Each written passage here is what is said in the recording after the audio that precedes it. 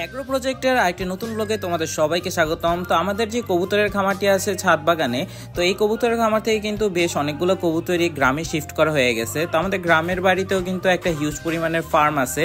তো এই সবগুলো কবুতর শিফট করা হয়ে গেছিলো গ্রামের বাড়িতে। আর বাকি যেগুলো আছে ওগুলোকে আমি গম খাওয়াইতেছি, পাশাপাশি ঘুঘু পাখির জন্য কিন্তু আলাদা সিড মিক্স আছে।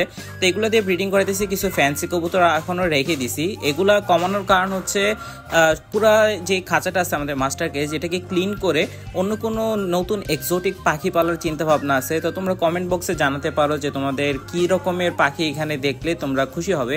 লাইক ম্যান্ডারিয়ান ডাক বা ফিসেন্ট বা ময়ূরের বাচ্চাও কিন্তু আমরা আনতে পারি। তো সাজেস্ট করতে পারো যে কোনটা আনলে সবচেয়ে বেটার হয়। আর এখানে যে এই এক্সোটিক আমাদের কবুতরগুলো আছে, এই কবুতরগুলোকে সবগুলোই আস্তে আস্তে করে আমরা শিফট করে দিব আমাদের গ্রামের বাড়ির খামারে। তো এরকম আপডেট যদি পেতে চাও তাহলে অবশ্যই ফলো করে দাও। দেখা হচ্ছে অন্য কোনো দিন।